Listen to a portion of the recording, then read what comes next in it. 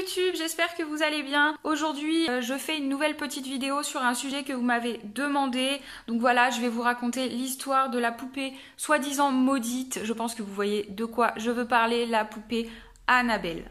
Je tiens d'ailleurs à remercier les certaines personnes qui ont pris le temps de répondre à mes commentaires et qui m'ont proposé plusieurs sujets pour mes futures vidéos. Celui qui est revenu le plus souvent étant la légende de la Dame Blanche. Je m'engage donc à vous faire une vidéo sur ce sujet-là, mais comme je vous ai dit, c'est quand même assez complexe. C'est un sujet qui est assez long et je préfère prendre mon temps histoire de vous sortir une vidéo de qualité. Je ne vous laisserai pas sans rien en attendant, c'est pour ça que je vais vous sortir quelques petites vidéos sur des petites histoires comme celle donc de la poupée Annabelle. Je tiens à ce que ma chaîne soit active pour vous et puisque comme je vous ai dit, moi c'est un plaisir. Je vais vous le redire encore une fois, n'hésitez pas à vous abonner à ma chaîne, ça me fait plaisir et puis à me laisser un petit pouce bleu, c'est que de l'encouragement pour la suite. Donc revenons-en au fait, aujourd'hui je vais vous parler de la mystérieuse poupée Annabelle. Prends un café, mets tes écouteurs, mets-toi au calme et c'est parti pour un 3e épisode de Low Mystery.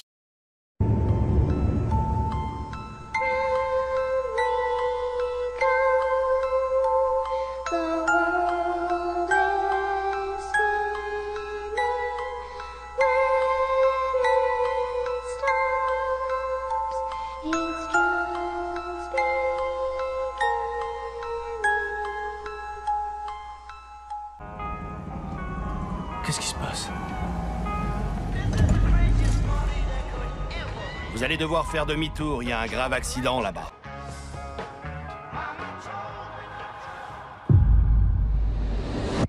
Jolie poupée. Ça, c'est vous qui le dites.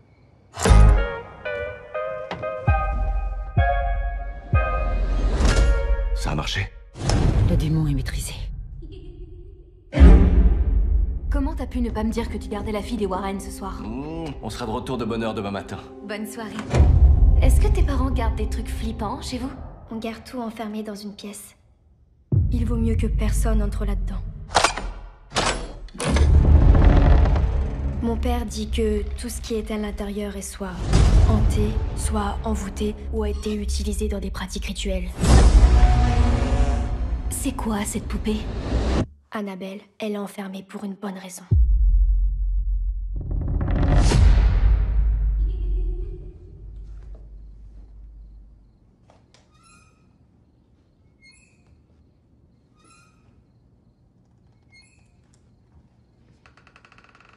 Je peux jouer avec Annabelle?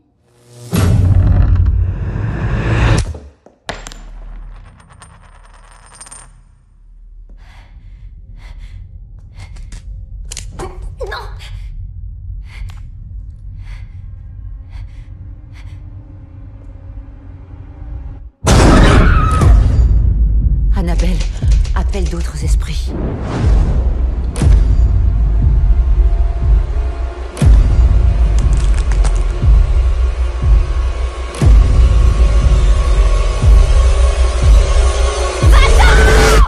Madame Warren, maman! Est-ce que tout va bien?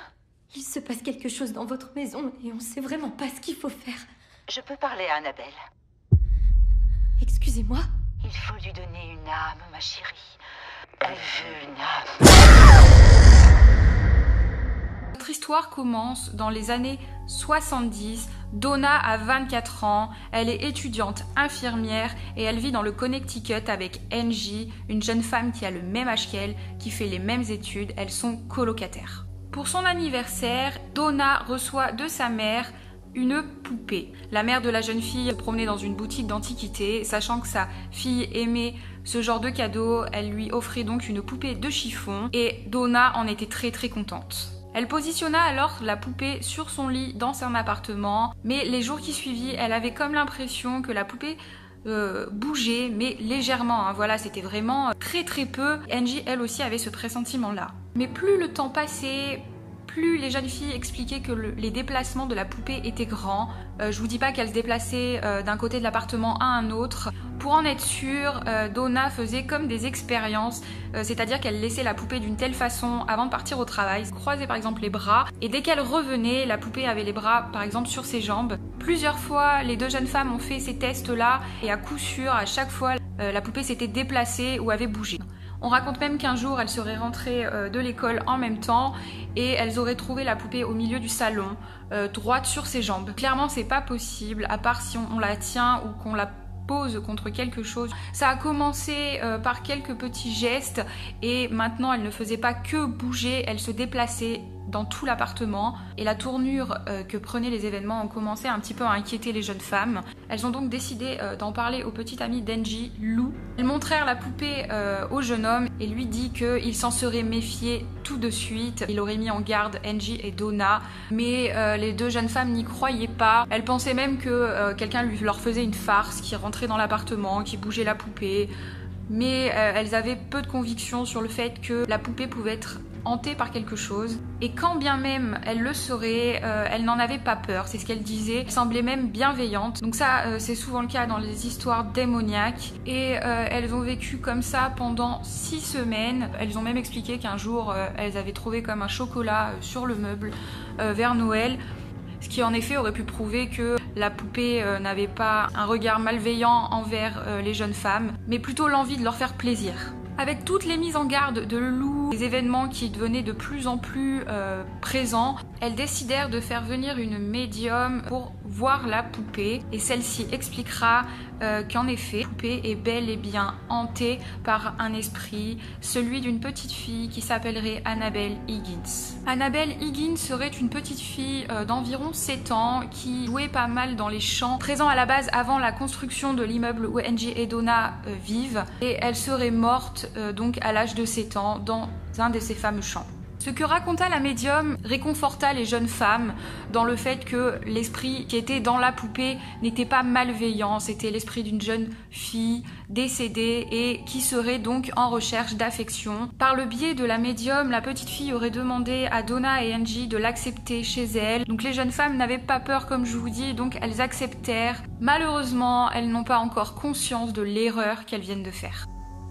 Ça a commencé petit à petit, avec une main ou une jambe dans une position différente. Ensuite, on l'a retrouvée la tête vers le haut plutôt que vers le bas. Et puis un jour, on l'a carrément retrouvée dans une autre pièce. Elle se déplaçait toute seule. Vous n'avez jamais pensé que quelqu'un qui avait la clé de votre appartement vous faisait une blague? C'est exactement ce qu'on s'est dit. Mais on n'a jamais pu retrouver une seule preuve que quelqu'un était venu chez nous. Et tout ça vous a conduit à croire que la poupée était possédée? Oui.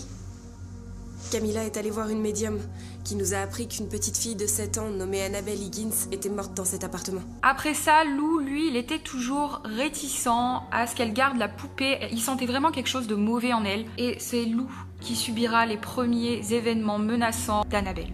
Une nuit, Lou expliquait qu'il dormait et il a fait comme un cauchemar. Il a rêvé que Annabelle venait dans son lit pour l'étrangler. Et le lendemain matin, quand il s'est réveillé, il a senti comme une douleur au niveau de son cou. Et pour lui, il était persuadé que ce n'était pas un rêve. Il savait plus si c'était la réalité ou pas. Mais pour lui, de toute façon, ça avait un lien avec la malédiction de cette poupée. Les jeunes femmes décidèrent d'agir lorsque Angie fut témoin elle-même d'une agression sur Lou. Il se serait comme tordu de douleur d'un coup et il aurait eu comme des espèces de griffures dans le dos et le lendemain matin les griffures auraient disparu. Maintenant la poupée n'était pas que bienveillante, elle était aussi mauvaise envers Lou. Les filles donc décidèrent d'en parler à un prêtre, le prêtre Egan. Le prêtre s'en référa donc à son supérieur après avoir entendu l'histoire, son supérieur étant le père Cook. Le père Cook était l'un des amis du couple emblématique Warren et il décida donc de leur en toucher un mot et il leur raconta toute l'histoire. Le couple Warren acceptèrent tout de suite de rencontrer les jeunes filles. On est plus que terrorisés. On comprend pas ce qui se passe, on sait pas quoi faire. Vous pouvez nous aider?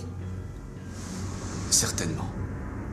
Si vous voulez en savoir un peu plus sur ce couple, je vous invite à regarder ma toute première vidéo où je raconte un peu leur histoire et quelques-unes de leurs enquêtes. Ed et Lorraine Warren étaient un couple démonologue et médium et qui compte parmi les plus grands nombres d'enquêtes paranormales du monde.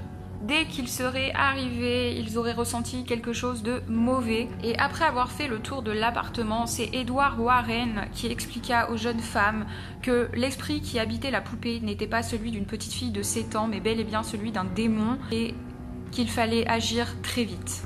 Alors, tout d'abord, cette Annabelle n'existe pas. Et n'a jamais existé. Les fantômes n'ont pas un tel pouvoir. Nous avons affaire ici à une force extrêmement manipulatrice. à quelque chose d'inhumain. C'était une grosse erreur de répondre à cette poupée. En faisant cela, l'esprit inhumain vous a bien eu. Vous lui avez donné la permission d'envahir vos vies. Ils bénirent donc l'appartement, firent des rituels afin de bien vérifier leurs soupçons. Malgré ça, ils durent procéder à un exorcisme de la poupée exécuté par le père Cook lui-même. Le rituel se passa sans incident, mais Donna, Angie et Lou demandèrent aux Warren d'emporter la poupée avec eux. Ed et Lorraine Warren acceptèrent et prirent la poupée. Avant de quitter les lieux, le père Cook aurait dit au couple Warren de quand même faire attention à cette poupée, que même si en effet il venait de faire un exorcisme, il fallait encore peut-être la bénir quelques fois. Et c'est sur le chemin du retour, il paraît que Ed et Lorraine ont failli avoir plusieurs collisions en voiture. Ed se serait même arrêté sur le bas-côté de la route. Il aurait béni encore une fois la poupée et ils auraient pu rentrer chez eux du coup sans encombre. L'histoire d'Annabelle n'était pas terminée. Dès qu'il serait rentré, Ed aurait posé la poupée sur son bureau, l'aurait laissée là pendant quelques temps. Selon les dires du couple, il y aurait eu plusieurs manifestations dues à la poupée. Ils décidèrent donc de l'enfermer dans le musée de l'occulte. Aujourd'hui, Annabelle y est toujours. Elle est enfermée dans une petite vitrine